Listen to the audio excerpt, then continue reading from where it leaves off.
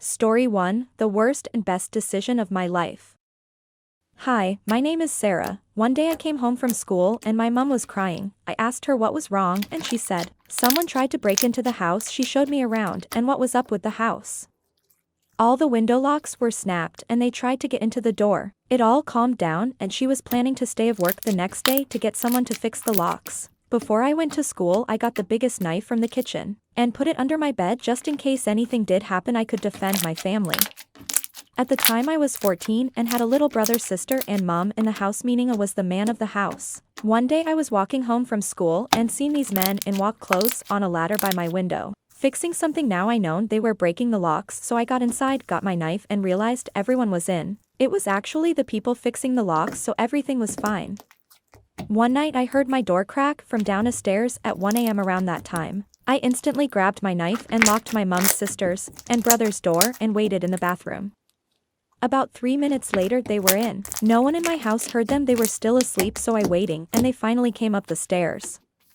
My toilet faces the stairs and I did not know how many people were breaking in, so when I could hear them close to the stairs I jumped out and kicked the first person down the stairs and the person behind him fell, so I ran down the stairs and stabbed both the guys in the stomachs about 4 to 5 times each. I started crying as they were both lying there breathing heavily as blood was pouring out the both of them.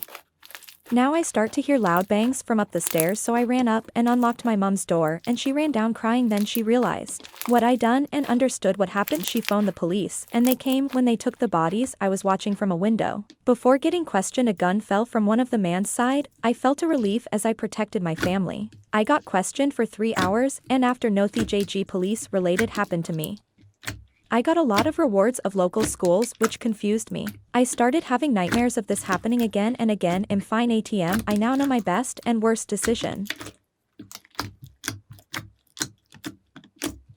Story 2, Was I the Bad Girl?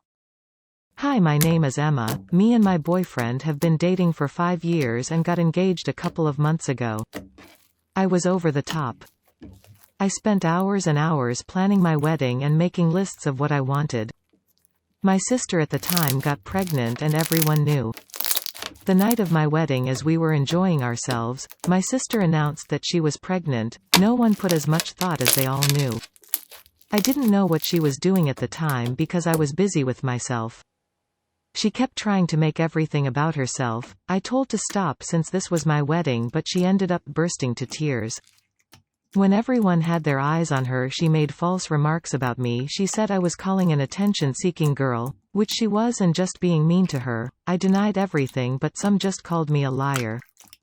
I couldn't help but feel angry. I kicked my sister out and my family looked at with disgusted faces. They all left too. That night I cried to my husband since he was the only one there for me. My family still contact me calling a selfish girl, etc., but I just ignore them. It's been 2 years without seeing them and honestly I don't even miss them.